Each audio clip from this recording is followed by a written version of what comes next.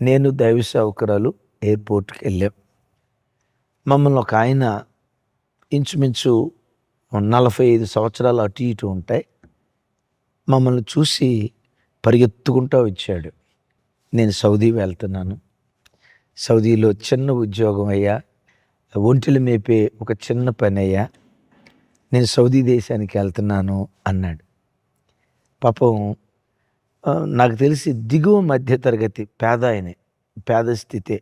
చూస్తే ఒకంత జాలి, బ్రతుకుదెరువు నిమిత్తం ఈ భయంకరమైన పరిస్థితుల్లో కూడా ఆ ప్రాంతానికి వెళ్తున్నాడే అని ఆయన వైపు నేను కాస్త దీనంగా చూస్తా మామూలుగా ఒక మాట అన్నా, అయ్యా సౌదీ అరేబియా ప్రాంతంలో కూడా మిసైల్స్ పడుతున్నాయట కదా, యుద్ధ వాతావరణం ఉందట కదా, మరి యుద్ధ వాతావరణం ఉంటున్న ఈ దినాలు పూర్తయిన తర్వాత మీరు వెళ్ళొచ్చు కదా సౌదీ అంటే, ఆయన నా వైపు చూసి, అయ్యగారు ఏదైనా దేవుని చిత్తమే కదా అయ్యగారు, ఒకవేళ మనం చనిపోవాలని ఉంటే ఎక్కడున్నా చనిపోతాం కదా అయ్యగారు, సౌదీలో ఉన్నా చనిపోతాం కదా అయ్యగారు, దేవుడు మన బ్రతకాలని మనకు ఆయుష్ పోస్తే ఎక్కడున్నా బ్రతుకుతాం కదా అయ్యగారు, అంతా దేవుని చిత్తం అయ్యగారు.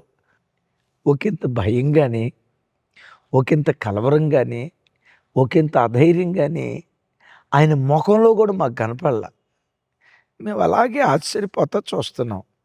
ఏమంటా ఉన్నాడు తెలుసా, అయ్యగారు ఒకవేళ చచ్చిపోయామనుకోండి ఎక్కడికి వెళ్తాం, మన యేసయ్య గారి దగ్గరికే కదా అయ్యగారు వెళ్ళేది, యేసయ్యని చూస్తా యేసయ్యతో పరలోకంలో బతుకుతాం కదా అయ్యగారు, మనమేమో నరకానికి వెళ్ళం కదా అయ్యగారు, యేసయ్య దగ్గరికే పోతాం కదా అయ్యగారు అని అన్నాడు. నేను వదిలిపెట్టలా.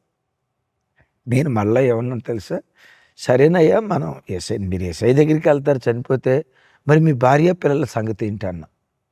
ఏమన్నాడు తెలుసా, హాయ్ మీరే చెప్తారు కదా అయ్యగారు ఆయన నిత్యుడొక తండ్రి అని, తల్లి విడిచిపెట్టిన తండ్రి విడిచిపెట్టిన ఆయన విడిచిపెట్టడని మీరే చెప్తారు కదా అయ్యగారు, మన దేవుడు మన పిల్లల్ని విడిచిపెట్టడు కదండి. ఇక అసలు ఆయన నన్ను హత్తుకోవాలని నా దగ్గరికి వస్తూ ఉంటే నేను ఆయన గట్టిగా హత్తుకున్నా.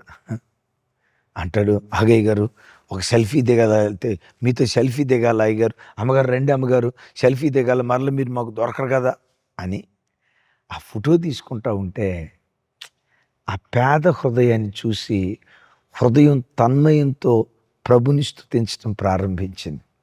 నిజమే, ఈ సృష్టిలో మరణాన్ని కూడా సంతోషంగా ముద్దాడగలిగిన జాతి భూమి మీద ఏదైనా ఉన్నదంటే ఒక్క క్రైస్తవ జాతి మాత్రమే.